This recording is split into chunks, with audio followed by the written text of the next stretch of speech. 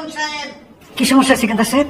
খামোশ খামোশ হারুন সাহেব, আপনি আবার বলছেন সমস্যা, সমস্যার কথা বলছেন কেন আপনি? আমি তো কিছু বুঝতে পারছি না। কেন আপনি কেন বুঝবেন না? হ্যাঁ, অফিস না এটা?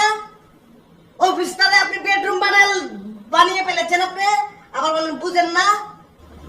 না মানে ওই হয়েছে কি? কি হয়েছে আমি জানি তো। এখন তো আপনি বলবেন আমি সারা রাত ঘুমাতে পারিনি, না?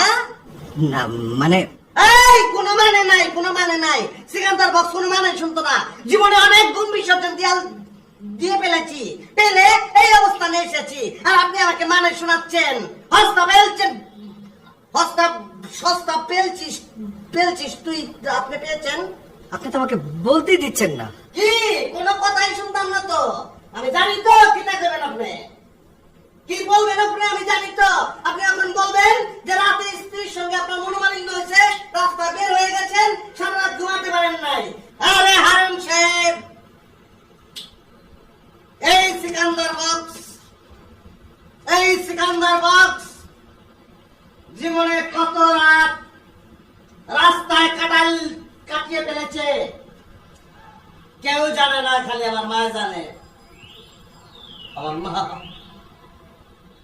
আপনি আমার মা হারুন সাহেব, আমার মা। হারুন সাহেব, আমার মা আমার জন্য অনেক কষ্ট করে খাবার জোগাড় করেছে, আমাকে মাস্টার্স পাস করিয়েছে।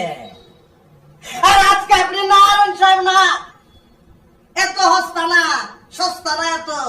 আপনি যত চেষ্টা করেন আমার মন আপনি গোলাতে পারবেন না। তোরে কুট্টাল ভাব, তুই কি মনে করছস? তুই চিনস আমারে? বাইরে নি তো সাটি খুললাম, তুই কি মনে করছস? বাইরে মাথা দুই বন্ধ করে এলাম, কুট্টাল ভাব তোরে, ডুমাই আলবাম তোরে, তুই কি মনে করছস?